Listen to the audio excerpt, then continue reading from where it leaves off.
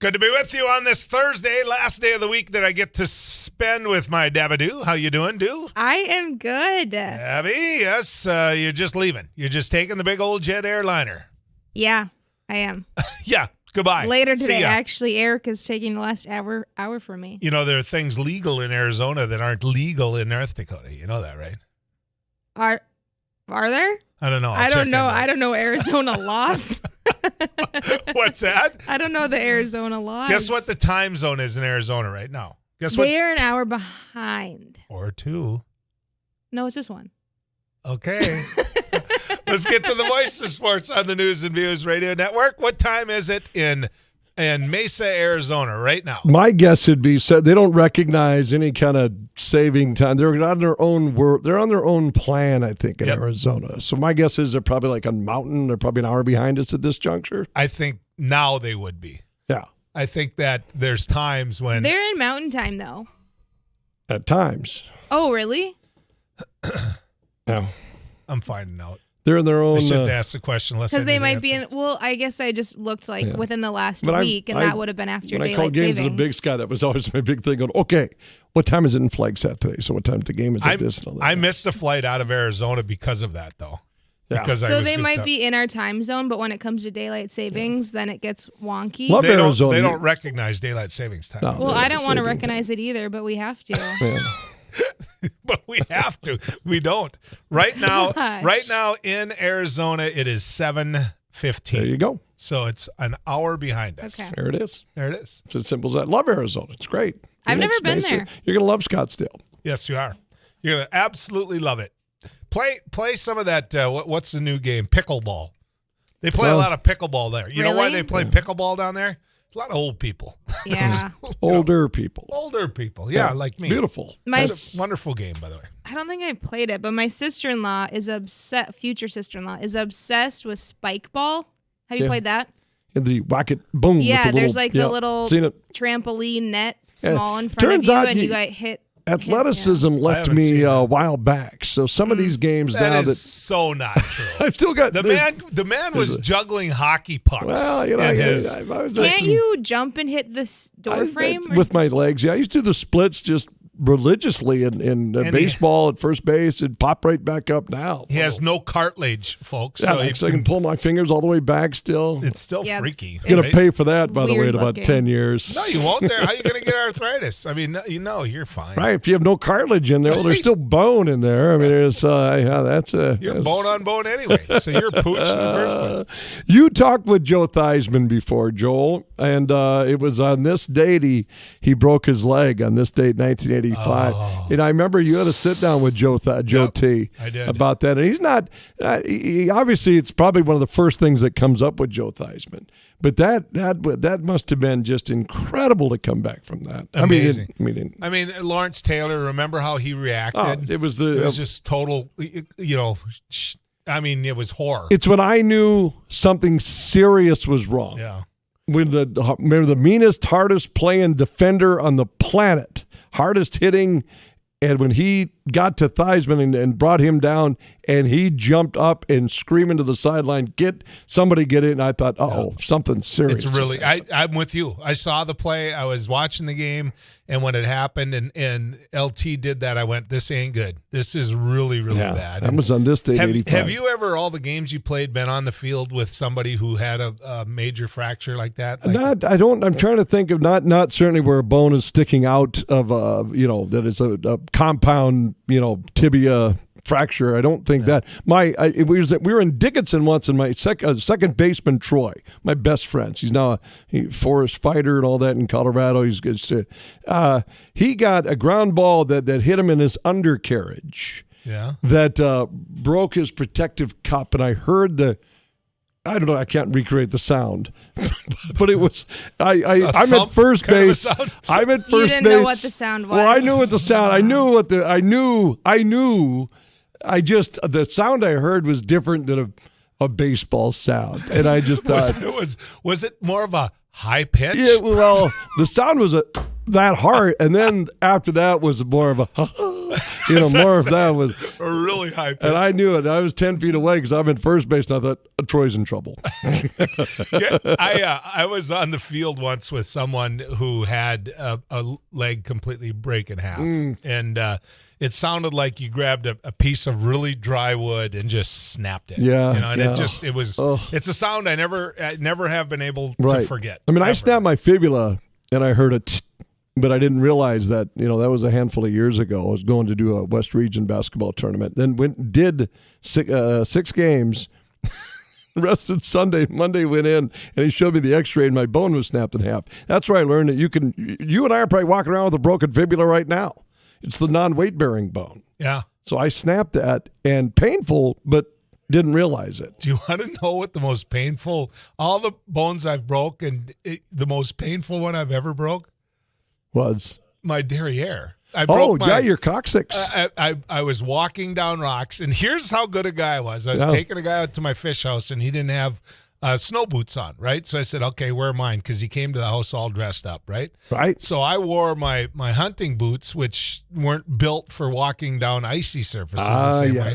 My feet went out from under me, and I fell on a rock right on my keister. Ouch. Yeah. You can't do but you don't anything realize about that. You don't realize how much you use that. Oh, hello. And how much it's just a centrifugal part of one's skeletal frame. Yeah. You don't realize how a grown man can cry each and every day. It's one of those painful things. Hey, this hour's analytical injury report and sports. Brought to you by. If Joel's wife, Sue, would have married a man with a complete coccyx that was intact and not broken, and his name was Billy Baru, she would be Subaru. So thank you, boy, Ward now and Deb sitting going, wow, I like your ad-libbing, but I don't know if I want to tie into that one today. I just sponsored a bunch of guys talking about their blank bone. Right, so it's all part of it. The Wolves were in action last night. Save me, Alan Horton. Rebound tapped around, and Scott out to the three-point line. He'll run into the paint. He drew some contact, no call. Out to D'Lo, moves it to Ant. He'll try a right side triple. That's good. There you go. Wolves get a win, Joel, defeating Sacramento 107-97. And Edwards, Anthony Ford in 26. Carl Anthony Towns at 22. The Bison women had their home opener last night. Problem is, faced a pretty good Northern Iowa team. Those Panthers defeat the Bison 76-63. Carver men and women fall to Carleton yesterday, Joel. And the University of Jamestown women win a nail-biter overtime against Dakota Wesleyan. And the Jamestown men, they're 10th in the country. They defeat Dakota Wesleyan by 10 points.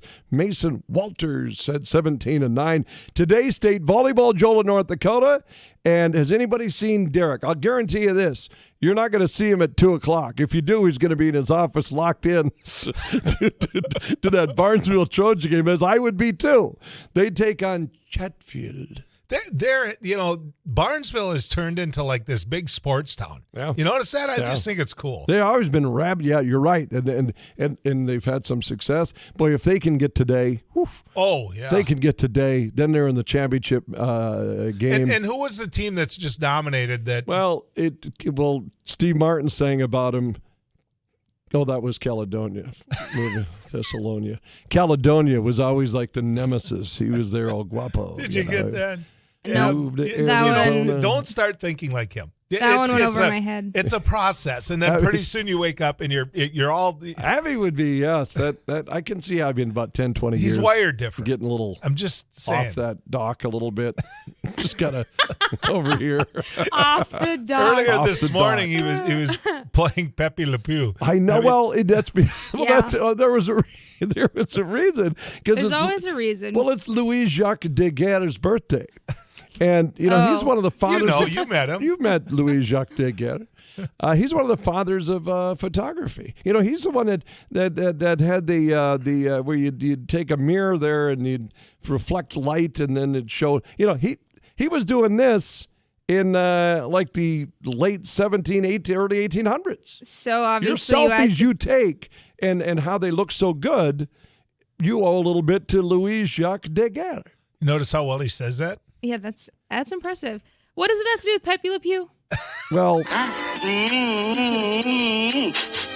we will sail the sea of matrimony together. This bayou baby is all right by me. That's Pepe Le Pew. Right, got it. You never watched that? By the way, I loved Pepe Le Pew. He was the picture of persistence. Yeah, he would. Not one female skunk wanted a thing to do with Pepe Le Pew. I heard Dan Michaels comparing him to Richard Dawson. He was the Richard Dawson of skunks. Was Pepe Le Pew. Right now, a lot of stuff Pepe and they showed in those cartoons just probably wouldn't politically correctly fly. I was thinking about that though. Are you sure old Pepe went past the test today? I don't know. Let's To think, radiant flower, you do not have to come with me. You had another one just ready? We are already here. Yeah, he kind of a creepy skunk. So where were we? Oh, we have state volleyball tournament in North Dakota getting underway coming up later today. Matt English. That's right. Matt is going to be out there. I've got a UND basketball game, so I got to be in Grand Forks by like 9:58. Well, how long does it take you to get to GF? Well, I can tell you how long it's going to take you. Probably about 40 minutes. By the way, if you don't see him in Hillsboro, that's because you didn't see him in Hillsboro. He drove really, really fast. Wave by Hillsboro. They're still working on Interstate 29. It seems like the cars get... There's like rivets in the interstate there. For you highway patrolmen, Jack's car is a dark brown car. You just had with white tires, right, and a great big antenna. Hauling a porta potty. Exactly. That's what I'll be driving. That's what you should look for as he goes on down the road. Captain Neiman is going, I know Jack's car. Please come in here and we'll talk about Mel Blanc. We'll chat. Yes.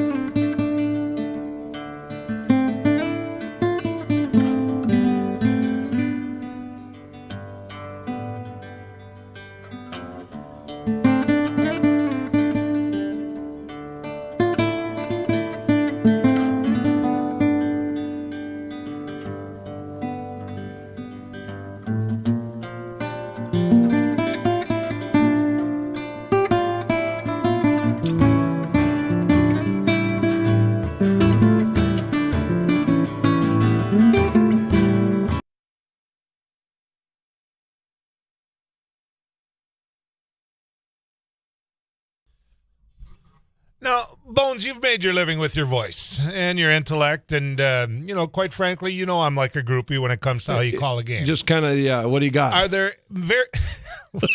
Where are you going? Why is he so nervous? Is he? He's on TV I'm sure right it's now, gonna- isn't he? Well, hello. Yeah. Oh, there's the camera. There's camera. How are you doing? Good morning. It'll be cloudy. Then we're going to warm up a little. Oh, I was doing the weather. Go That's ahead. like a green screen behind you. Oh, is this it? Yeah. Yeah, They okay. can't see the windows. If you go to YouTube, you can see Bones right now. All right, but here's the deal. How many people with their voice were more talented than Mel Blanc? Oh, my goodness. He was the voice, Abby, of Pepe Le Pew. Voice of probably how many Tweety. different things. I mean, just so many things. I used to idolize, Yeah. when Rich Little would be on Johnny Carson. Yeah. And I remember as a young boy that I would just be amazed at how he could just impersonate people. Or Michael Winslow in the Police Academy movies, the one, like, how did they do that? It has to be a lot of practice. Yeah. Do you do any one person? I don't know. I mean, I did Jackie Mason. But mine all sound like Bernie Sanders. I have we a got friend to get this and Social Security, and we got to get him in the White House. They all sound like Bernie Sanders. All my impersonations sound the same. Bernie Sanders, I have a Jackie friend Mason. back home I can do. Yeah. But I've got to do them as though we're around them at about 11 o'clock. I could do at night. like a Ray Christensen. Pick them or stick them right after this. I don't know how to win.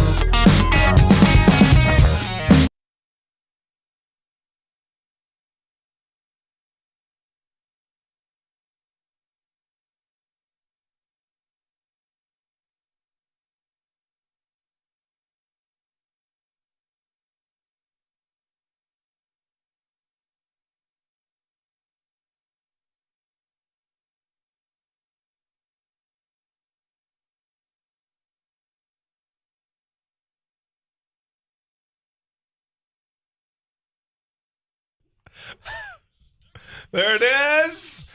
It's probably the best time of the day to announce who won last week. Abby, I know you keep track. Who won last week?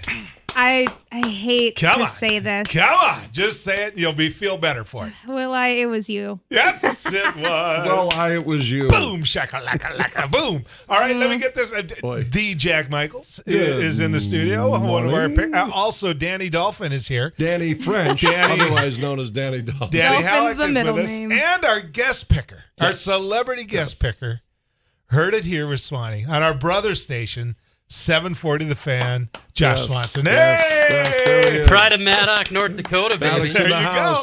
Maddock, one of the most fun towns I think I've ever been to in my life. Better athlete, you and Nadine Schmidt.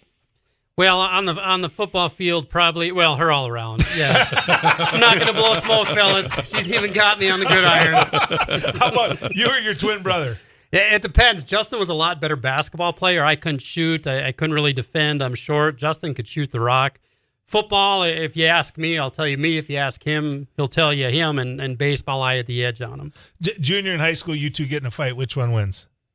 Junior year of high school, well, we both just beat the tar out of each other. It's a draw, probably my parents, mom and dad, probably win because they kept us quiet in the basement for a while. All right, Bones has got to get to Grand Forks, so let's go. Patriots at the Falcons. We start with you, Jack Michaels. Well, Patriots at the Falcons. What's the line on this? New England minus 6.5. It's at Atlanta. I like the way the Patriots are playing football. Give me New England. All right.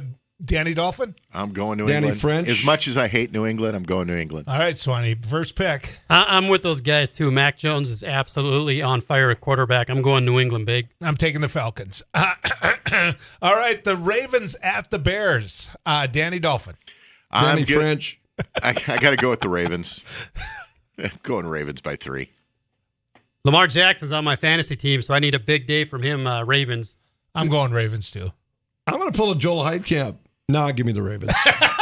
I was good for second. I'm saving the Viking Packer game, by the way. This one. Now watch, Mr. Bison over here. Yep. The man. The guy that knows every Bison player, including every recruit this year. That's ever played. That would be Josh Swanson. Now, the Colts, who's the Colts quarterback again? The guy that does all those First Western Bank commercials. That's Wentz. right. Yeah, that's right. That's right. My wife loves those. Who just had a new baby girl. Yeah. Really? Hudson, yes. So that would be the Colts at the Bills. Go. I like the Colts. I think they're playing really, really well, 5-5. I know they haven't beat a team with a winning record. Bills looked kind of against the Jaguars. I'm going Colts. I'm going Bills. This is interesting since you brought up North Dakota State because, yes, you have a content Carson Wentz with his second child, Hudson, and a healthy baby. Opposing him is Bobby Babich, the safeties coach, secondary safeties coach for the Buffalo Bills. The linebackers coach is Bob Babich, right? So hey, I'll tell you what, Jack. I'll tell you what, boy. We're going to go in there, man. It's going to be flesh on flesh. We're going to knock them into the dirt. This is what I remember most about Bob. That was on me. That was my fault. That's how he ended every press conference. Bob has carved out a nice NFL career. Bobby's doing great with the Buffalo Bills secondary, but unfortunately for Carson, I think Buffalo at home probably gets this one. All right, Danny? Carson Wentz's line is going to step up. Oh. They're going to take it, but it's going to be close. The Lions at the Browns. I'm first out of the chute. I don't know how you take the Lions. I really don't. As much as I want to, I've got to go with the Browns. Well, the good news is they didn't lose last week. They tied. That's right. Give me Cleveland at home. I'm with you. Cleveland all the way. The Browns have been up and down lately. You know, they tie a game, they had a big win, then they get smoked. Detroit's got to break through, and I know I shouldn't do this, but I'm going to go with Detroit. I think this is the week they punch through with the OBJ, with the Beckham drama. Yeah, the Beckham drama in Cleveland. Baker Mayfield's dinged up. I'm going Lions. You know, I took the Browns one time because I said their defense is amazing, and then Matt English was right here going, yeah, they gave up 40 last week. That's going to stick with me forever. The Washington Football Club against the Carolina Panthers. Jack Michaels. For me, I'm gonna go with because I can't pick Washington because I'm a Dallas fan. Oh, so Tyler, I'm in your house this week. I'm going with his Panthers. Okay. With Young gone, Washington has no defense. It's going to be Panthers. All right. This is another one. Do you pick with your head, pick with your heart? As a big Vikings fan, we need Carolina to drop one to creep up into that 7th spot in the playoffs. And I just can't do it. Carolina is too much for Washington, Carolina. They're a new team with Cam. They are. I'll go Carolina, and mostly because I want to suck up to Tyler a little bit. Yeah. All right, and he needs a win. Well, even if we tie him, though, we beat him. Doesn't it go to that first? It does. Yeah, Minnesota has a head-to-head. Texans at the Titans. Danny. Oh, I got to go with Tannehill. Last time my fantasy team won, we were the Tannehills. Tannehills all the way.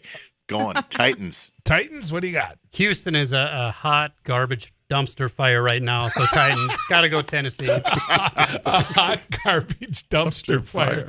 All right, I'm going to go with the Titans, too. I agree with Swanee. They are an HGDF, hot dumpster. Garbage fire. HG. It's a 10-point favor for Tennessee. I think they easily cover that. I'll go with Tennessee. 49ers at the Jags.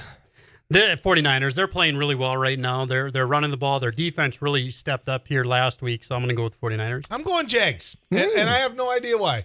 I really don't. I watched the Jags play last week. I thought their defense looked really good, and I'll watch. That'll blow up on me. It's going to need to be good. Yeah, Devo and company, Garoppolo looked good last but week. I'm going to go Jags. Oh, I'm taking San Fran of the road. I got to go with the 49ers, but the only reason to watch this blowout will be Dan Arnold. Dan Arnold, there's your Shanley coming to town, baby. All right, the Dolphins at the Jets. Gee, I wonder if anyone will take the Dolphins. You know what? I will. I'll take the Dolphins, Are Danny. you taking the I'm Dolphins? going to take the Dolphins. What do you got, Bones? I will. It's tough to take the Jets. It really is. So, Danny French, I will take your Dolphins.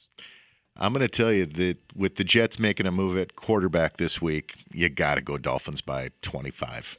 By 25? Wow. That's bold. Well, they did beat them by 20 earlier in the season. I tell you what, if you give me 25, I'll take the Jets. Go ahead, Swanee. Yeah, coming off a win against the Ravens, I'm going. The Jets are a hot garbage dumpster fire mess as well, Jack. Part two. Yeah. So we'll go Dolphins. Even with Joe Flacco. Even with Flacco, the Jets go through the playing quarterback for the Jets should come with some sort of hazard pay or special insurance because that's a mess, man. That is an absolute mess. Joe Flacco get any help from AARP? He should be now. Like an FCS guy, Joe Flacco out of Delaware. FCS guy, yeah. Saints at the Eagles. As much as Ouch. That's a tough one, Joe. That is a tough one. That's almost a pickup. You know what? I'll take Philly at home. Just because I want to win the what are we playing for? Lots. Okay, then give me Philly at home. Danny? As much as I want to see the Eagles lose awful, I think the Eagles win by 3. Swanee? As a Vikings fan, I absolutely hate the Saints from the history there, and we need the Saints to lose because they're another team sitting there 5-4. So I'll go Eagles. Eagles in a tight one. I don't think there's any team now I despise more than the Philadelphia Eagles. I'll take the Saints. I'll be the one. The Bengals at the Raiders. Danny Dolphin. I'm going Raiders. I think they're going to come back. I think they're actually looking at the film saying, hey, I guess we do run these plays too much. Okay. You know, the Raiders are another team. Talk about an NDSU connection. Gus Bradley, former player and coach for North Dakota State, defensive coordinator for the Raiders. And Gus, I've known him for a long time. Big fan of his, so I got to go Raiders. All right. I'm going to follow your lead just because I trust you on this one. I'll go Raiders. Just on the 6 degrees of Kevin Bacon to ducktail off Swanee's point. So you got Gus there, the defensive coordinator for the Raiders, up against trying to stop Burrow, the quarterback of Cincinnati, who went to grade school in Fargo, North Dakota. Jimmy Burrow, his dad. So Jimmy Joe Burrow's dad. Coach for the Visors. Yep. So, see how we're bringing this all together. That said, give me the Raiders. Don't pick this game till I tell you who you are, or whose pick it is. Swanee, Cowboys at the Chiefs. I'm going Kansas City. They're playing a lot better as of late. So, Jack, I hate the Cowboys too. So, well, as long as you're Kansas thinking City. of them. As long as you're thinking of them. Danny, who do you got? This is the trap game of the week. All of the prognosticators are saying go with the total points or the over and all that. Don't pick a team, but we have to pick a team. So I'm going to go Chiefs. Sorry, Jack. I'm going to go Chiefs as well, mostly because I feel, Swanee's my friend, number one. Yeah. Number two, I feel a lot the way he does. There's only 2 teams I really didn't like, and that was the Packers and the boys. So yeah. I'll take the Chiefs. What do you got? I love the love. I love the fact that you wake up thinking about them. Yep, That's the good thing. I can't go against Dallas, even though Casey's favored in this one. Should be a fun one to watch, by the way. Give me Dallas by 17. When we come back, we're going to finish this baby out. We've only got 4 more games to pick. What I need you to do is hang in there. Trust me, your Lola moment is on its way.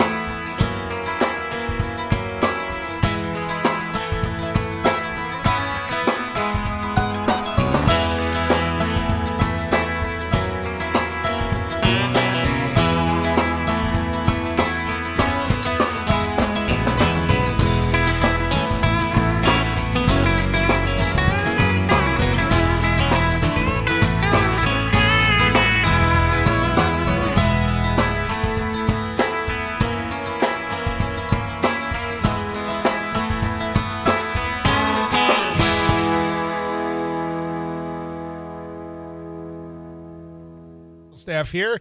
Cardinals at the Seahawks. Danny, who do you got? I'm going Cardinals. I'm serious. People are like, oh, Seahawks. I think the Seahawks are the new dumpster fire.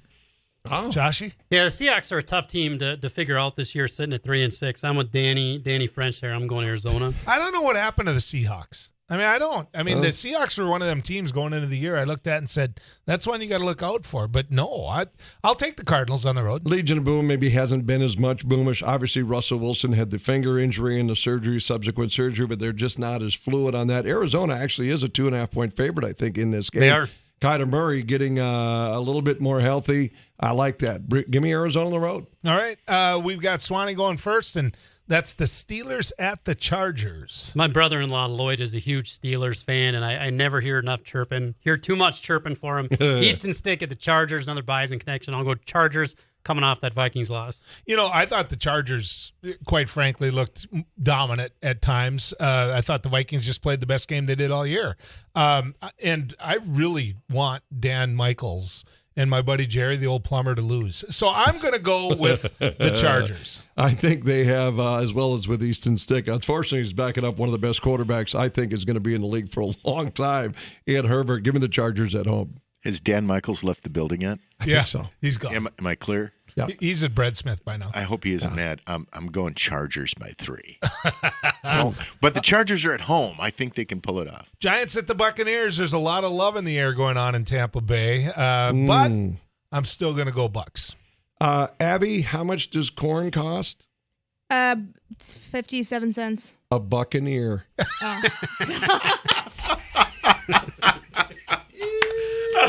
Oh, no. I thought we were together on that. I thought I was setting you up. I did that. I thought that was so good. Danny, what do you got? A Buccaneer. I'm going with all those good Gopher players. I'm going with the Buccaneers. All right, we got the one that I've been waiting to have you see what you guys are going to pick, and that is quite frankly, the Packers at the Vikings. What do you got, boys? Well, this is in Minnesota. I think the Vikings, this is the game that leapfrogs them and sets them up for the rest of the season. Give me the Vikings. Give me the Vikings. Give me the Vikings. Danny? Happy wife, happy life. I'm going Vikings. Swanee? Skull Vikings all day long. Minnesota finally stopped that dink and dunk stuff late in the game. I like the way their offense is playing, so give me this. Give me Skull, baby. I'm just going to tell you now, this is like the curse. This really is. I'm taking the Vikings. Wow. I am. Joel. I'm taking the Vikings. Does State Farm have good health care? Swanee, let's see how you figure out what Lola's got to say here. Take a listen to this. Knock, knock. Who's there? Spell. Spell who? WHO.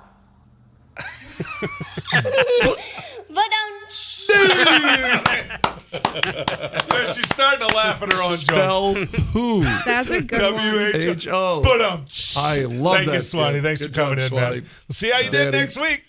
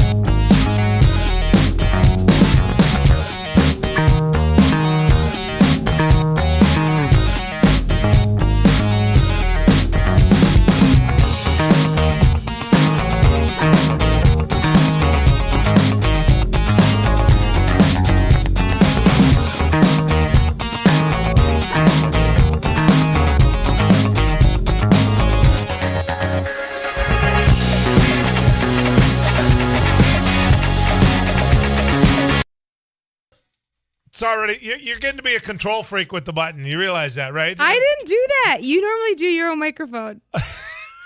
I blame that on you. You're already in vacation mode. You are already. I'm going to Arizona Abbey. That's what you are. I am. What time is it? 9? Oh. What 3? time do you fly out? Noon. So what were you thinking about when you got up this morning? Were you thinking about work and just the fun of doing news and views, or were you thinking about Arizona? Sadly, I thought about the blog you sent me last night and that I needed to type it up. And then Arizona. How many spelling errors were there? You're getting really good. Small Honestly, steps? you're getting so much better. Small steps. There wasn't many spelling errors. Wasn't many. That's the key word. Some of the apostrophes. No. Okay, You can't do that. It's spelling we said we were going to work on. Spelling only. Right? We said we were I can only take on so much at one time. But all the two twos and the then and then, Those are better. There, small steps. Those are better. Just want to let people know that blog is up on my Facebook page, on my Twitter account, and, of course, at the home base of the News and Views Radio Network, which is KFGO.com. Also, I want to let you know that next week, Tuesday, we're going to be at the Hole-in-One Bar and Grill in Foreman. Now, I know what you're thinking, that it's a bar and grill. You don't have coffee with KFGO there. You bet you do. They have a great cafe, and it's packed, and so you need to get there early because Coffee with KFGO, sponsored by Vision Ford of Wapaton, is going to be at the Hole-in-One in Foreman. We highlight these towns. You know, you can't have us come to your town unless you nominate your town, right? So go in, nominate your town. The only thing I will tell you is if you don't have a cafe, seeing as how I and Abby and just a couple others have a say in what we pick, we look for a cafe. Yeah. Right? That's or the a bar whole, and grill that opens at 7 a.m. Normally. Not opens up that day Yeah. at 7 a.m. A place that every morning people go to have a cup of coffee. And that's what we're looking for. And it has to be able to seat some folks because, quite frankly, these things bring some people along with them. So nominate your city, your town, whatever, your village. And I tell you what, we love doing it. And so we're going to be heading to Foreman next week on Tuesday. I have with me, we're going to cover the infrastructure bill today. We're going to be talking about drug overdose. We're going to be talking about a fight between Liz Cheney and Ted Cruz. And, in order to get in the fight, she had to drive down to some islands. Never mind. That's a whole nother issue. We're going to talk about appointments. We got a lot of things to do. But the one thing that has been coming up a lot is land values. And where we're at. A lot of people this time of year looking at where we're at with cash rent, where we're at with certain agreements, all of that. Well, I don't know anyone better to talk to about land values than a friend of mine. Steve Link is here from Pfeiffer's Auction Realty and Land Management. How you been, bud? Joel, thanks for having me in. I've been busy. My wife was kidding. She said I had to sign the check-in register when I got home last night. So did you get your deer yet? We've been fortunate. I got one with my bow. Okay. My son got one with his bow, and he's 14, so he got his rifled buck out west, a mule deer. So we're really proud of that. How nice a muley? It's a nice 4x4. Yep. It's a really quality one. Great first muley. But so. Think of the smile on that picture you took. We got a nice picture of it. Yeah, so. I bet. I really bet. So you got some deer meat to make sausage. We got plenty of deer meat, and I got to put in my picture into KFGO's buck contest, right? So we got to get that in there, and maybe we'll pass out some deer sausage when it comes back. So. I just love paging through that. The whole News and Views radio network, please post your picture there. I just love getting a chance to see all the smiles alone, especially those kids are definitely worth it. Yeah, and I don't know if you can see in the picture how proud the dads and parents are when their son harvests one. So what do you make? Sausage, jerky, all of pepper it. sticks. Yep, pepper sticks. Yep, and then the kids really like the pepper sticks. So. Yeah, I tell you, I made pepper sticks and everybody stole them, so I quit making pepper sticks. So that they. All right, we were talking about land values. We're talking about where in terms values have gone. Here's what surprises me, and maybe it's because things didn't change that much when I was home. It didn't really matter what land values were because the families weren't going to sell them anyway. Right. I mean, you never saw quarters going up for sale. Now, there isn't a time that I look at your land auctions that there isn't a lot of land up right, for sale. and that's a great point. If you would have had me in here this summer and this spring, I would have said, it's a simple supply and demand issue. There's not a lot of supply out there. There's not a lot of land coming on the market. Now, that's actually changed. We got 15,000 acres that we're going to sell from today's date to the end of the year. 15,000 acres, and highlighted. That's a lot of land. That's a lot of land. Next Monday alone in Stutzman County, we're going to sell 3,700 acres of land around Jamestown and Carrington, and that'll really, really tell us where the market is. But the last sales that we've been having, they've all set new highs in the area. They really rival back to 2012 and 13 years. And so the market is really, really hot right now. Is this the way now that it's always going to be that it goes up on auction? Because I talked to a family that they farm next to someone all their life, but yet the kids moved off in different directions, and now you've got 3 kids and it's all their inheritance, and they don't want to argue over this or that, the other, so they go to somebody like you. Yep. And there are a lot of people like you out there, and they say, all right, Steve, sell this so that we don't have to have a neighbor mad at us. He had a shot at it. I mean, is that the way this is all going to go now? I think so. And to be fair, yeah, you've been renting it to a neighbor. There's been another neighbor that's been a lifelong friend, and you only have one chance to sell it. You don't have multiple times to sell. You have one chance to sell it. And a lot of times this is their biggest asset that they have when they're selling it. So they want to maximize that. And so putting it on an open, honest auction is the right way to do it. In today's auctions, we do it live auctions. We simulcast them online. And so bidders and buyers can be down the road. They can be in the field. They can be anywhere in the country and bid on our land auctions. And that's really changed the dynamics too. And I think that'll be a trend that'll continue forward. When you see some of the values, and we're going to get into the big numbers, quite frankly, that we're looking at, what's driving that? Is it hunting?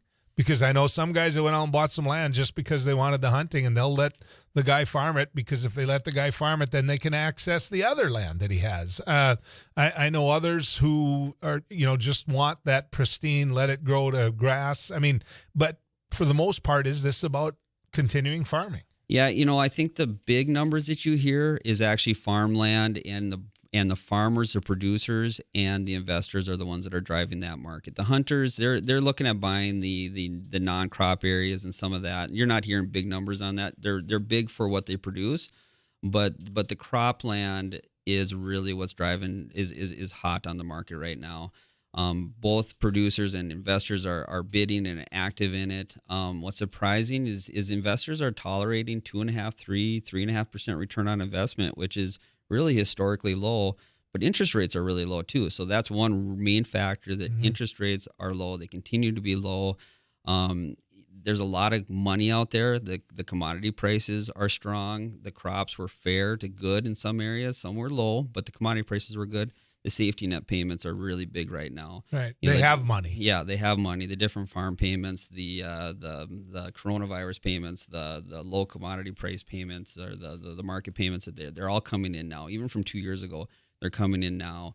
And so producers are deciding, okay, what am I going to do with that cash? Am I going to put it in the bank and not get anything, or am I going to put it towards land or machinery and have that asset return on it? So we're seeing high prices from producers. How much research do people do? So you're selling a quarter land owned by Joel Heitkamp. Do you go out and let them do soil samples? Do you let them go? I mean, how much research will you allow someone to come out and do? They can, but our team is pretty diligent on getting the soils and the soils map in our catalogs, the tillable acres, the non-productive acres, and listing that all out so the producers can do and investors can do their research on their computer at home or from our catalog and do all the math before the sale, so they're ready to go. The standard now too. Yep, absolutely. How much of this happens from a distance?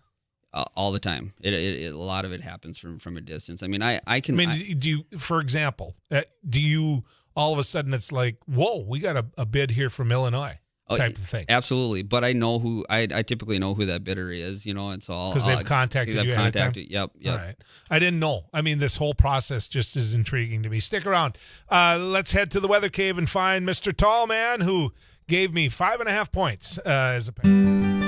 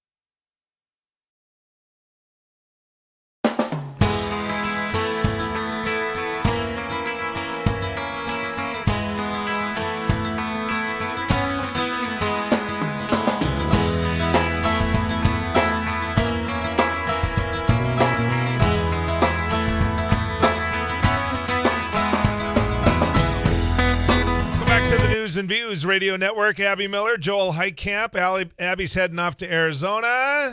I know. You feel guilty at all? Did you go to a tanning booth?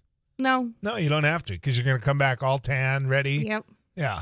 Life's hard. Hope. Fingers crossed. It's only, I think the high is only like 82 today. Only 82? Yeah. Steve, does that sound brutal? It'll be rough. Oh. I do not feel sorry for you. It's just terrible. Only 82 degrees. I know.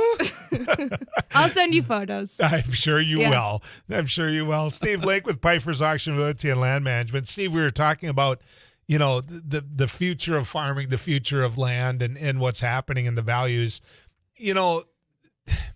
How come it shocks farmers, though? I mean, when you talk to neighbors, the first thing they always say is, I can't believe it went that high. Right, exactly. Why is it? If that's the new norm, why aren't they ready for that? I think some are ready for it, the ones that are doing their homework, and everybody's perspective is different. Are you at the stage where you have a 18, 19, 20-year-old that's at college and he's going to come back and farm?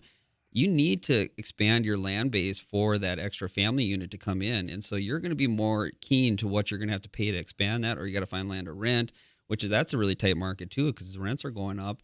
And so people aren't giving up that land. And so that's the people that are in tune, I don't think are as surprised as maybe the people that aren't really necessarily in the market to buy any. They're the ones that are surprised. How much is it? Okay, Joel Heitkamp worked hard all his life, farmed all his life. At the end, he's got some money. Okay, and he always looked at land as what he had that was value, not the CD, not anything like that. So he takes that money and rather than gives it to his son Steve and says, there's the bucks you can have. He says, you know what? Nope, he's getting land. And so he buys land at a higher rate than what he maybe normally would because that's what he wants to pass on. And you're exactly right and they understand it. They understand that they can buy land and either put a crop on there and sell the crop and make money off of it, or they can rent it to somebody and they can make money. That's really easy to understand. Whereas Caterpillar stock or John Deere stock and a strike and whatever, they don't understand that. They don't. By the time they get news on it, their stock is gone in half, and their nest egg is gone. Where land is always going to be there. They can drive by it on a daily basis. Drive by on the way to church, and they don't even say a word, but they know that quarter is exactly. Theirs. What about farmyards themselves? What about, you take like where I go to work every day, Fargo, but take like Williston, take Bismarck-Mandan, take any one of those towns that have become magnets for people to move into, but yet they don't really want to live in town. Right. 5 miles out of town type thing. How are they selling? Yeah, farmsteads outside of population centers, be it Fargo or Wapaton or these areas, they're in high demand as well too. And so if they have a decent house and some storage and some outbuildings and such, you're going to get people that are willing to work there and commute to a community or work from home, and that's a big push. There's people coming in from out of state and buying these farmsteads. It doesn't matter if they're close to a population center. They do want high-speed internet. They do want to be somewhat close to a decent road to travel. And they may, depending on what age level they're at, or if they have kids that have need medical issues, they want to be close to within driving distance of a hospital. But they don't have to be 10 miles out. They can be 50 miles out, and they're comfortable with that. How much do they look at school districts? They do look at school districts, but there's a lot of online and home, online teaching that's going on that. So really? It's not. But they will look at it, and they will tour the schools and make sure that there's a good quality school. And I tell you what, some of these school districts are pretty nice. I live out in Castleton, and our school district is top notch. Well, so look at where Kindred's going.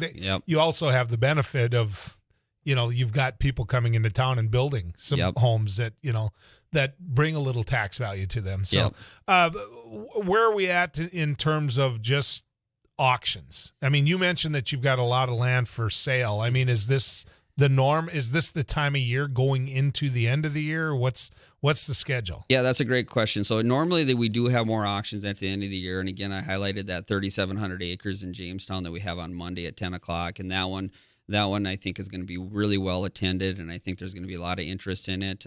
There's some really good quality parcels. We got it split up into 20 parcels, anywhere from an 80 to a quarter to 320 acres that you can buy, and you can lump them together any way you want. And so you can put together a really nice farm, a really nice investment package there if you'd like to. But yeah, we got 15,000 acres yet to sell before the end of the year, and a lot of that demand for people wanting to sell is because of the fear of capital gains tax changing, or them taking away the basis on land, and some of that fear that, hey, let's get it sold and closed this year. We know what our tax liability is going to be, and so let's get it done. And so the availability is actually surprising. There's a lot of availability, but the demand has caught up and has surpassed the availability too. And so it's really a dynamic market right now. How often, just a rough percentage, is the sale that's going to happen at the Gladstone, for example? How often is the buyer not in the room? That's a good question, because some sales, all the buyers are in the room and we're bidding, and there's other sales where all the bidding is happening online. And it feels like we didn't even have to travel to Jamestown. We could have done it anywhere. All right. Well, thank you for coming in at my request. Tell people where to find your work. Go to pifers.com, www.pifers.com. When we come back, we're going to talk about infrastructure. We're going to talk about exactly what's going to happen in your home area. Go check out my blog at the home base. That's right. You can go to KFGO.com. It's short, it's sweet, and I spelled most of the words right. Right, Ab? Right. Exactly. Or I did after correcting it. I said most. Stick around, more coming your way.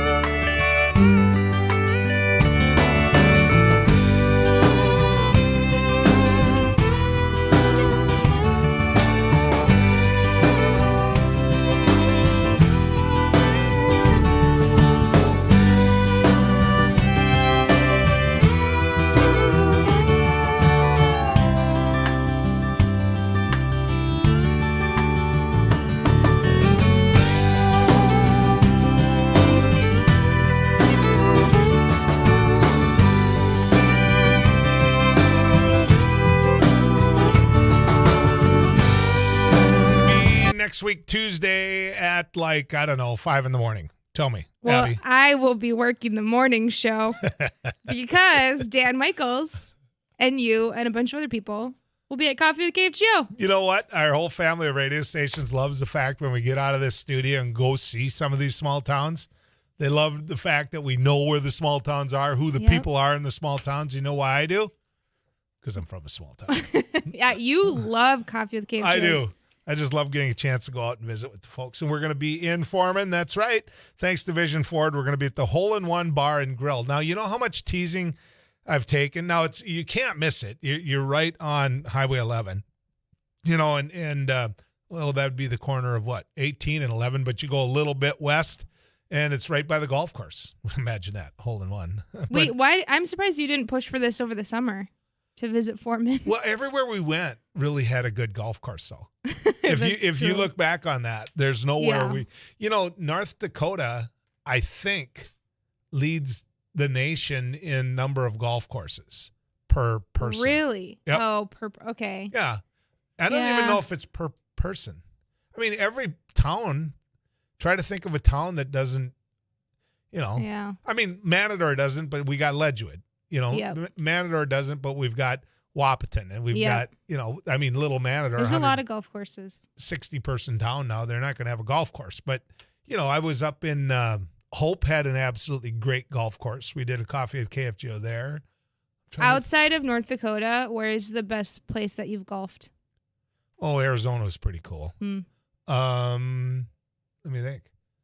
I feel that's where I've heard the good golfing is. In Arizona? Which I golfed 3 times this summer for the first time, so I'm basically a pro now. They had hogs going across the fairway in one of the courses I golfed. I'm not kidding. They were the, they're not like farmer raising hogs, either the wild hogs, but not the bikers either. I think it was on Twitter. I saw a video of a couple golfing in Australia, and there was I don't know what a bunch of kangaroos are called, but there was 15 kangaroos in their way of golfing. That is not something they don't like kangaroos there. They don't find them majestic animals. They're our equivalent to deer, right? I think they do a lot of damage. Yep. Yeah. And they're everywhere. So have you ever seen a jackrabbit? I'm not talking about SDSU now. I not close up, but I've seen one out in a field. So you would know the difference. Bigger. You would know the difference between a jackrabbit and a cottontail. Yeah. Okay. They're bigger, and they basically fly with how high they jump. They're big ears, but I think this is where I'm going to get in trouble now, right? Having been around hunting all my life, I think that the male rabbit is still called a buck. And the female is called a doe. Do the Google on that. See specifically for jackrabbits? No, or for any rabbits in general, I believe. Okay. But I saw outside in between Matador and Ledgewood, I saw a buck jackrabbit chasing a doe, and they had a path that looked like the Olympics had been run there. I mean, it was just around and around and around. Am I right? You are right. It's funny. The male is buck and the female is doe. But when I looked it up, I just Googled it quick and I said male and female rabbit names. And it listed names. Peter. Thumper. But then I scrolled and yes, you are correct. But what I remember about that moment, number one, was she wasn't going to let him catch him, but he probably did. Yeah. But they went around the path they had in the farmer's field was unbelievable. Really? And if you were the farmer, you would have gotten your 22 out and said, gee, let me go visit them because they were doing some damage that day. Have you eaten rabbit? Yeah. Is it? Yep.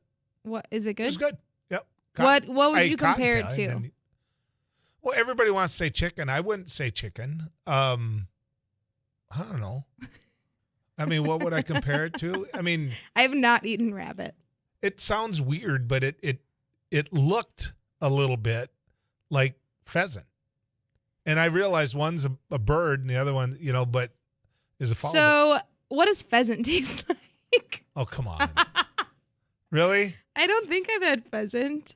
pheasant would I would classify it as deeper than chicken. Like more flavorful than chicken? I think so. Okay. Well, of course, it all depends on how you cook anything. Yeah. But I would compare a bite of a pheasant to a bite of steak versus, chicken being a bite of like a hamburger, kind of a thing. Okay. Does that make any sense? Yep. I don't know if others would agree with me on that, but yeah. If you want to eat something that's really good that had feathers on it, have yourself dove. That's what you've said. Dove is really like a good. little white bird dove. Yeah. Like They're a morning small. dove. You know what? Yeah, you got to shoot a lot of them. But yeah. I mean, you do. Put some. Yeah. You just take the breast, right? You put it in Yeah. the crock pot. You walk away, and that's good. Now there are critters that I'm going to tell you not to eat. You ready? And I'm not talking about the obscure muskrat kind of thing. Forget that. Okay. That isn't where I'm going with this. Antelope. No. Really? No. Why? I don't know. I don't know. My buddy Craig and I have a fight about this all the time. He loves antelope. I'm like, you can eat all the antelope you want. I don't want any, right? And it might be it got wrecked, because I ate somebody's bad antelope once, but I don't want any. There's plenty of things out there to eat. Antelope doesn't have to be one of them. We need a survey on that to see if you're alone. Or I if wasn't it's- big on moose. I've eaten moose, but it wasn't. Have you ever eaten moose? No. Okay. Have you ever eaten deer? Yeah. Is that the only wild critter you've ever eaten? I kind of feel like it. I was sheltered. My dad was not a hunter. None of like the men or women in my family were big on hunting. Still are not. So the only way we had deer sausage is if somebody gave it to us. Mm-hmm.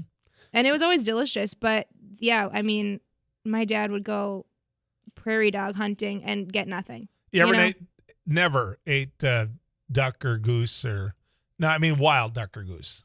I don't think so. Okay. Yeah.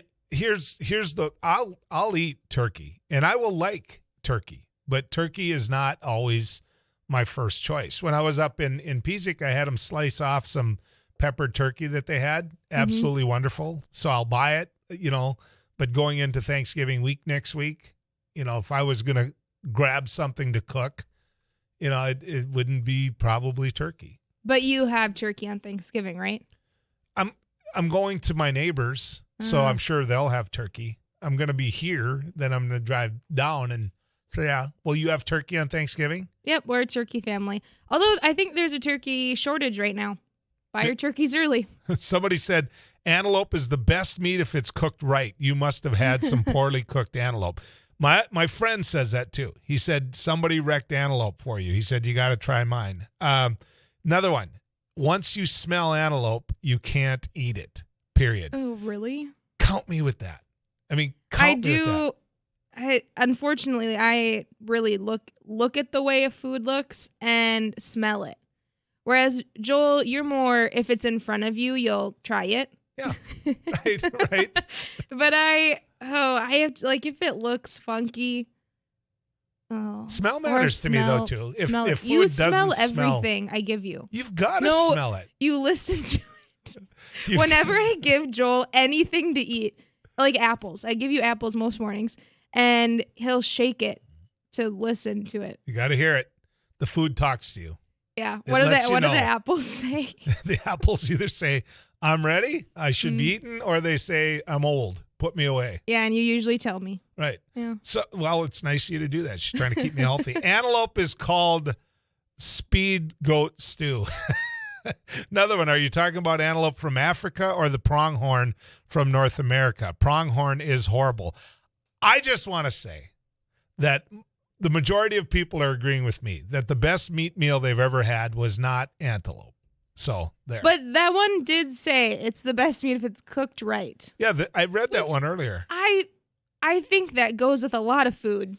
I mean, you could overcook. I've had some pretty bad like pork chops, if you cook them horribly. The guys I've talked to that stick up for antelope will say that the individuals that wreck a pronghorn are the ones that don't realize that after you get it, you got to gut it right away. You got to cool it down right away. You got to get the hide off it right away. Yeah. And it isn't like a deer where you gut it, you throw it in the back of the pickup, and, you go to the bar and brag about how you got a deer. Then you take it to the butcher plant. You know what I mean? Yeah. You can't do that with an antelope. Another one, my mother-in-law would always have mystery meat under the disguise of beef. Then, after you ate it, she'd confess it was something else. Yuck. Oh, we never had a mystery meat in school that I remember, but I've heard some horror stories from other people of just you don't really know what's on your lunch tray. Yeah. Somebody said, how about the turkey PETA protesters yesterday? I didn't see Really? it. Were they out complaining about turkeys now? Probably. Oh, man. I don't know. Trust me, when I think that organizations like PETA, PETA's lost all of its. It picks the most ridiculous fights that make it lose all the credibility that it could have. PETA would want it to be a completely vegan world out there, and it's never going to be. Yeah. So, but an organization that fights people hooking a chain to a dog and tying it to a post a foot away and then forgetting it for a week, I'm up for that. Yeah. I mean, if that's what horrible. PETA's about, I'm all in. I'll agree with them. I'll help. But there's no way I'm going to stick up for somebody who's worried about whether or not you butcher a turkey. It's just not. And there's a lot of turkeys, just like deer. And the hunting is controlled, but we still have to get rid of some of them. Otherwise, I think deer would outnumber us. Somebody said, I couldn't agree with you more. Antelope, it stinks. It's already made into jerky for you, and it's the worst jerky ever made. Somebody said, I prefer an antelope steak over deer any day. You have to take care of it properly after you get it. Another one, elk is by far the best game. Another one, canned antelope steak. Canned antelope steak is to nail it to a 2x4. When the steak is done, throw it away and eat the 2x4. Oh, no. Another one, Australia stripped horse meat to my Shit. father in the U.S. Army in the Pacific. I know a lot of people who have eaten horse, and they said it's good. That actually is a problem in North America. I think if you want horses butchered, you have to take them up through Canada. And there's a lot of old horses out there that don't get used the way they could get. Am I making any sense here? Kind of. They'll get let loose. They'll be, not treated the way they could, or just shot and thrown in a burn pit. But the horse meat could be an industry that we could excel at. And for all you people who love horses, I didn't say that to just pick a fight, but I think that horse meat industry is, what makes that any different than if you raise beef for butcher? I don't know, but Right? I always wanted a horse. So. Okay, well, I just talked about eating one. Another one I have read many times in Louis L'Amour's Westerns that Cougar Mountain Lion is as tasty as anything. Never had it. Yeah, somebody else says you just got to clean that antelope right away. 237. Yeah, I know. I'm going to the weather. She's giving me that look. Let's get to the weather cave and find Too Tall Tom. Tom?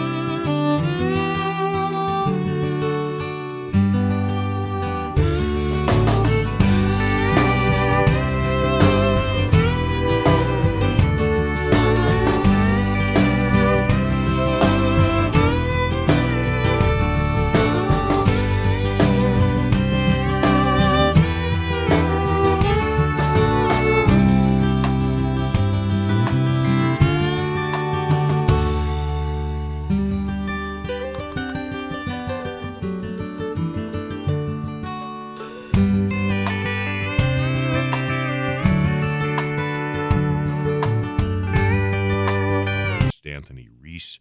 Anthony Reese Jr., 35-year-old Moorhead man. He's been charged with 2 counts of murder and also a 3rd count of murder of an unborn child. The woman who was shot and killed was pregnant. We'd been told that yesterday and now can confirm that. She's identified as April Carbone. The other victim identified as Richard Pittman. She died at the scene. Pittman died later at a Fargo hospital.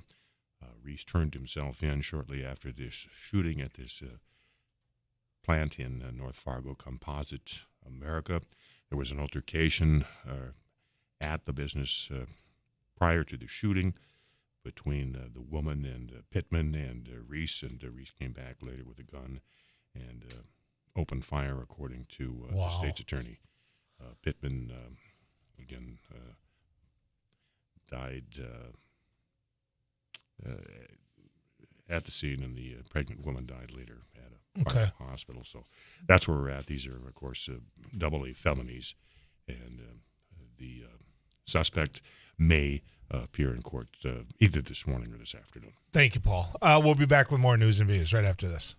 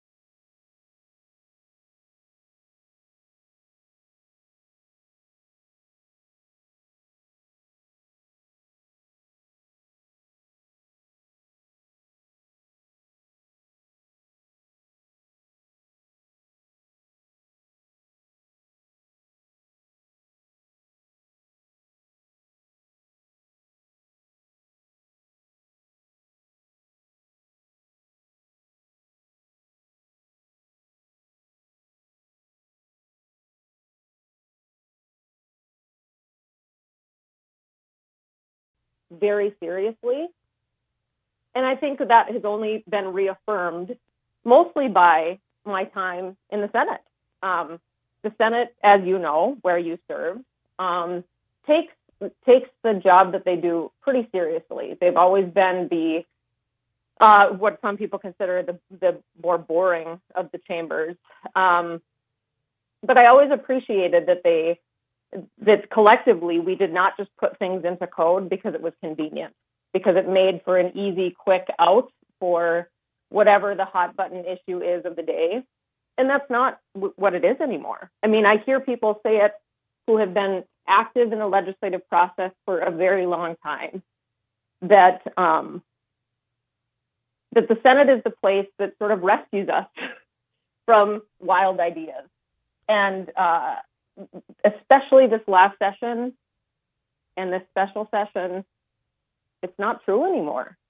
And I told them, you better stop holding your breath, because that's not the place it is anymore. And as much as I also believe that we need to stick around and be the one who helps to swing that back, there's only so much that a person can take.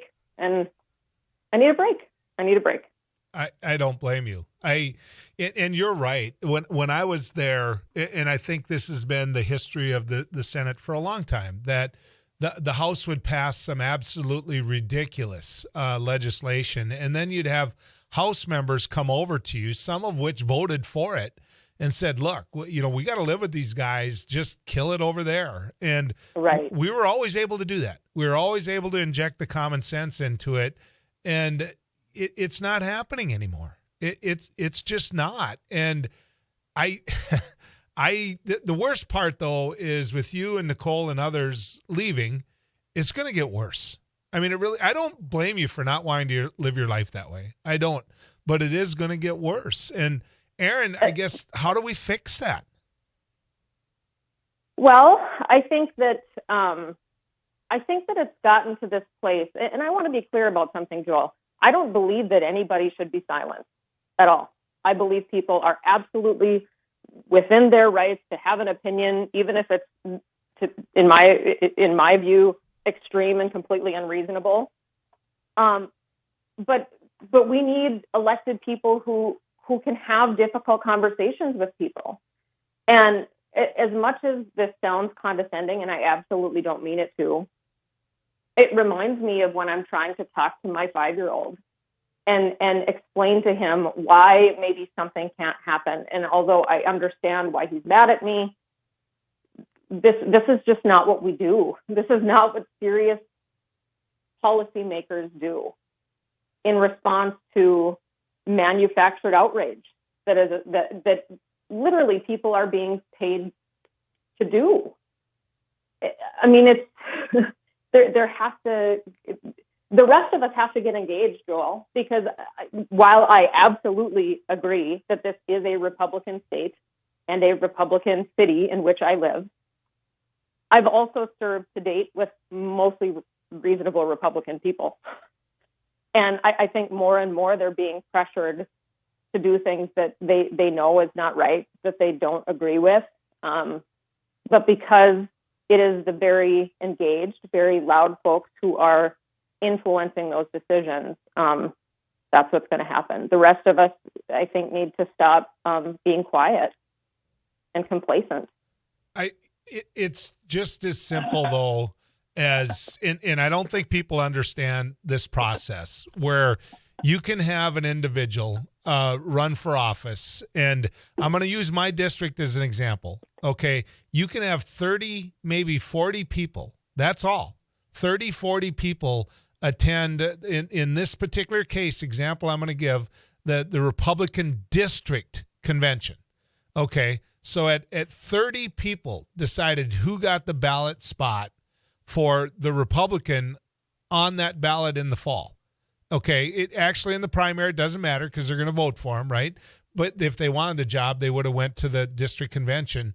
So 30 or 40 people decide who's on the ballot in the fall, and because it's got the right letter behind the name, you end up with people like Jason Heitkamp. And yeah, they get voted in the fall. And because they're Republican, they beat a great statesman like Jim Dutzenrod. But it was 30 people that started that. And it seems to me, Aaron, the only way to fix this is to start it at the district level. I agree with that because that's where a lot of these, like the trajectory of things are taking off. I was challenged in my own district the first time I ran, and it gave me a very quick 101 on how to organize, on how to get people to show up, because people who show up are the ones who make the decisions. So, I don't know, Joel, who's going to be, coming in after me. Lots of people came before. Certainly, people are going to come after. My only hope is that I don't even care anymore what party somebody is. I just want them to be reasonable. Yeah. That's all I want. I would almost bet you, Joel, when I go to the polls and I vote on my own ballot, I bet I vote way more bipartisan and way more independently than a lot of North Dakotans who claim that they're independent. And it's because I'm engaged and I can see of the candidates who is going to be best for the job. I do not think because I am a Democrat that means all Democrats are going to be best for the job. I don't. Well, I believe, in voting for the person who's going to do the job the best. That doesn't require a party label.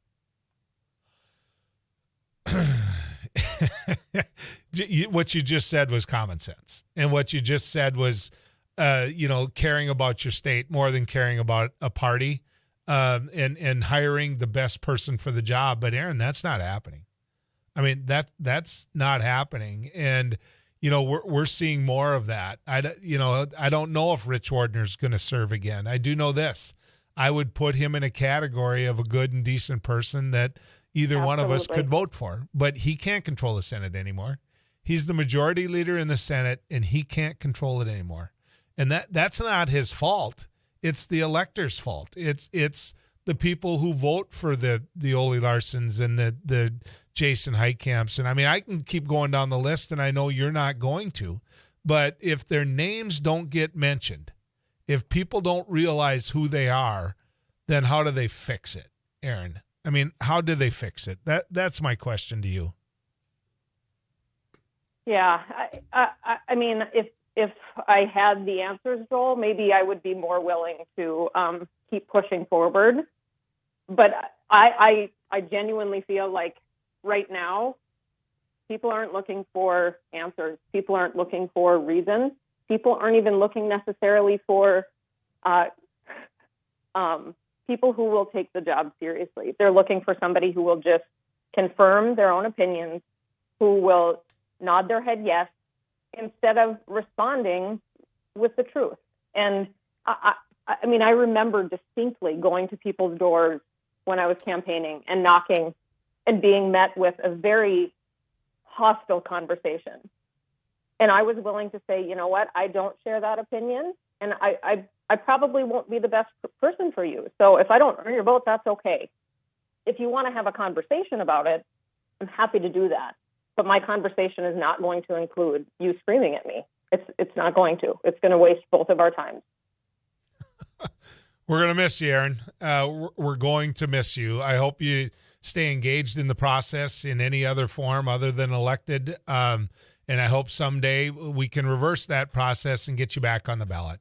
You're good. Well, as much as I wish, Joel, that I was, at a retirement age and could move to Mexico and bartend or something, I'm not. So I'm certainly going to stay engaged. I'm not going anywhere. I just need to take a little rest. Yeah. Thank you for your service. Thank you Thanks, so Joel. much. Appreciate it.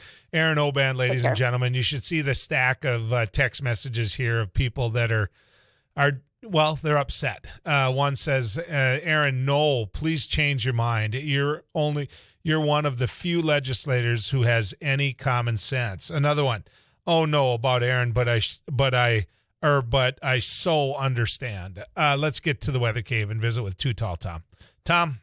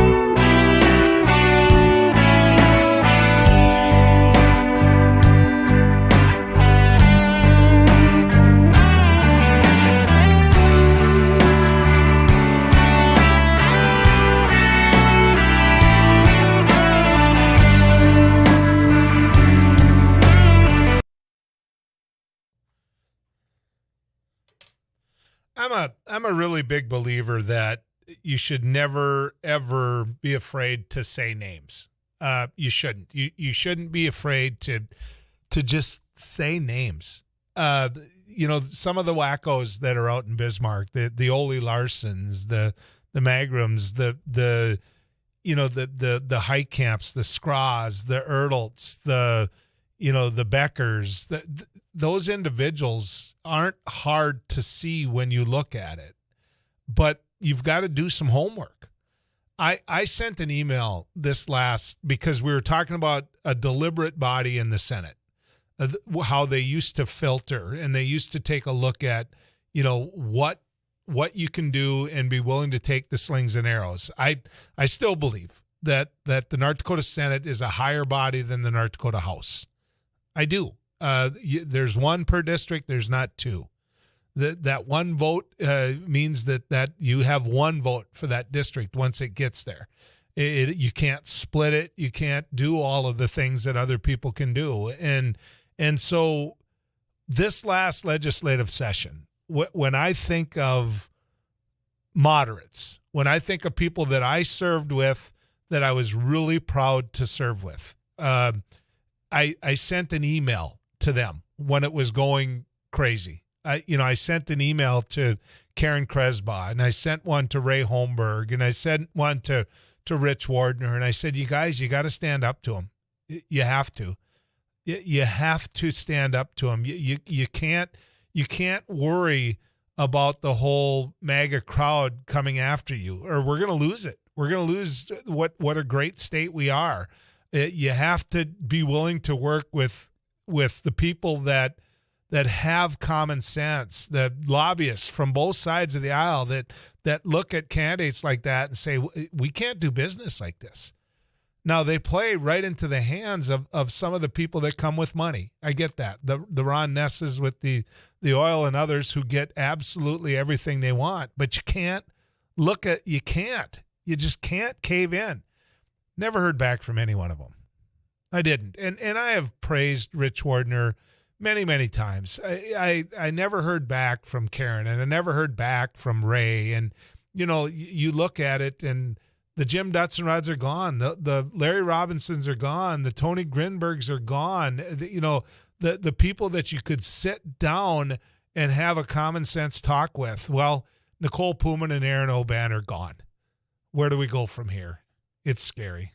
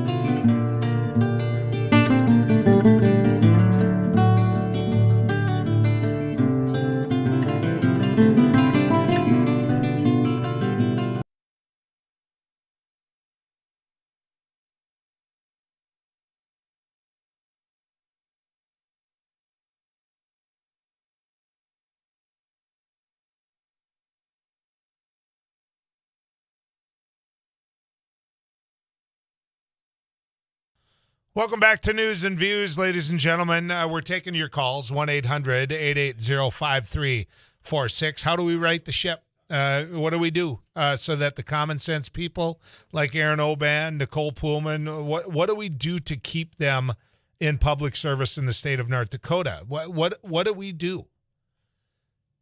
You know, you're going to call me partisan, but understand that this falls upon the Republican Party. There are no Democrats there. And so if you're not going to vote anything but Republican, that's on you then. That's on you. Then you need to get involved in the process, and you need to encourage people with common sense, people that would do the right thing to run. To run. You need to go about finding that fellow Republican to run. That isn't bat blank crazy. I mean, you do. You need to get after him. You need to I mean, you hire and you elect a person that's been charged with breaking and entering. You hire and elect a person that I just found out doesn't even have liability insurance on their vehicle. You hire and elect an individual that pulls in with a pickup where on the back of that pickup, he knows it says F you blank. You can't elect people like that, folks. You can't. If you're going to win, Republicans, if you're going to win, please, and you're going to win elections. I get that. The state is Republican. But if you're going to win, find good candidates.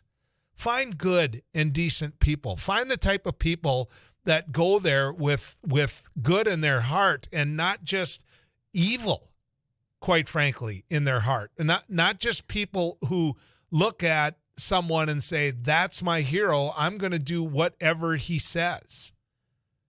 I think there was like 14 people, and 2 of those United States senators were ours that voted for the infrastructure bill. You can't have, I mean, this is so important of a piece of legislation that you can't have people that just simply get elected, the Marjorie Taylor Greens, because of an ideology. You want people that want to go down there and by policy make the country better. You do. I mean, let me give you an example of what I'm getting at. This is the absolute perfect example that I can give you. Do you know who Matt Gaetz is? Matt Gaetz is the one that right now, I think he's been charged, but he's fighting in relation to being with underage girls. Okay. Matt Gaetz is a Congress member from a member of Congress from Florida. And he just announced that he's very open to hiring Kyle Rittenhouse, the individual on trial for shooting people in Wisconsin, that he wants him to be his intern. Think about that. He wants him to be his intern. All the people that he can get to create that, and that's what interns are. They're the next policymakers. They're people that hopefully are going to run for office someday because you bring them in as interns and you show them what happens in the process. And so the just simply for publicity and simply for and to make that whole MAGA crowd happy, you announce that you are looking to have Kyle Rittenhouse be your intern. Now, how divisive is that? I mean, how divisive is that? Why in the world can't we judge the individuals that we elect on a common sense basis? You might not want to vote Republican. I get it. Or Democrat, I should say. I get it. But then you owe it to the state to elect the best Republican you can and not just sit by and say, no. I mean, you know, I'm just going to, if he wore a MAGA hat in the meeting, that's my guy. That's my guy. You know what? He's got on his end gate. F bum. And that's the guy that would pull up for a meeting at the school. I mean, that's who's winning. That's why we're losing the Aaron O'Bans. That's why we're losing the Nicole Pullmans. That's why more and more people with any level of common sense are saying, no, I don't want to be in this room. Let's get to Bill. Bill, you're on News and Views. You know, Joel, I couldn't agree with you more, and I tend to vote on the other side a little more, although I try to vote for the best candidate. I think an inherent problem in North Dakota is that, frankly, I don't really care who my legislator is because I don't know them. I get to meet them when they come by my house or drop a mailer, and it's 30 seconds, and I don't feel they listen to me anyways because I've sent some emails and I don't even get a response most of the time.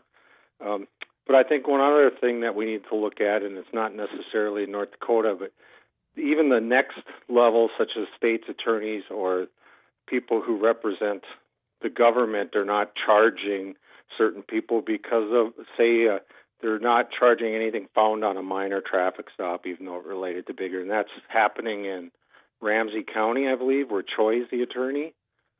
And they're elected. So I think it falls on both sides.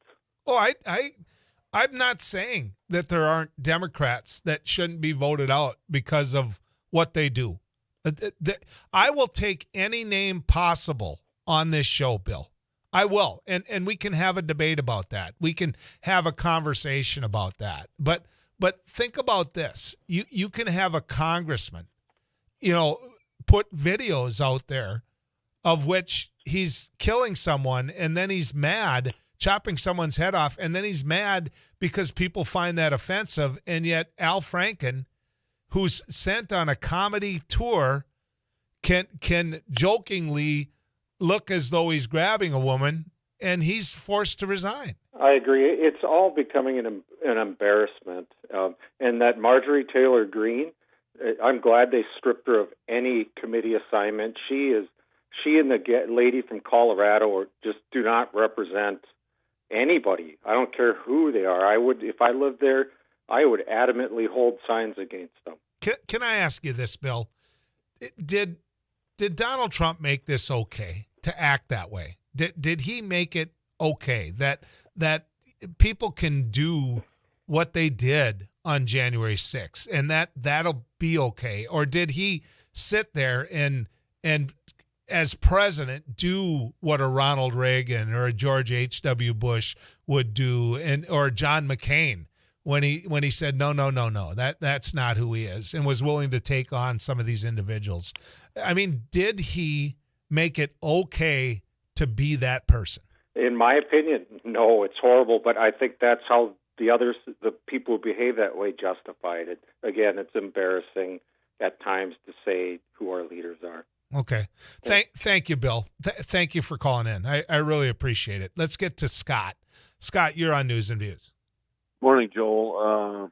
It seemed that I'm 60 years old, so we've watched, 45 years of politics in North Dakota pretty seriously. I would say that the Democratic Party basically died 4 or 5 years ago. But now the problem we've got is we're seeing the side of the Republican Party with a little bit of common sense since 2020, and I agree with what you just said. I think it really had a lot to do with Trump.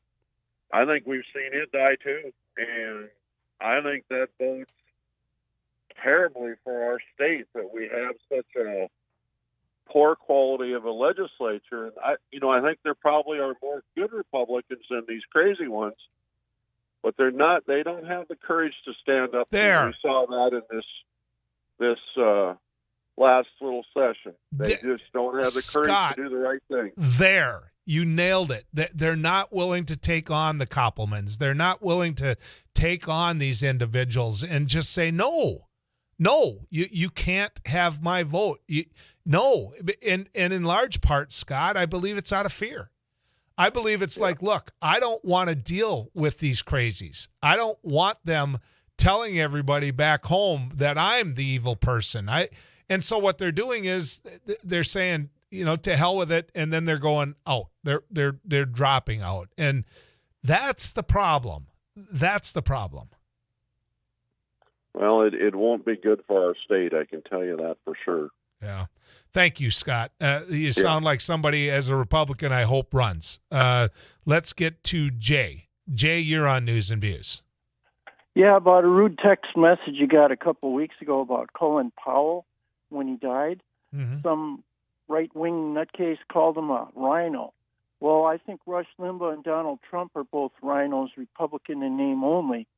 A real Republican they're like fascists. Now, a real Republican is Eisenhower, and General Eisenhower defeated fascists in World War II.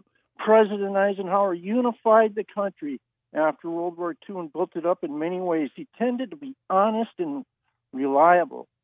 President that his country could be proud of. He didn't have big scandals like Trump and people like that.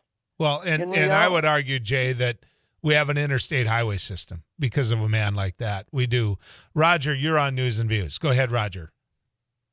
Yeah, two things. First of all, the concern that I agree with all these other individuals. Too many people can't think for themselves.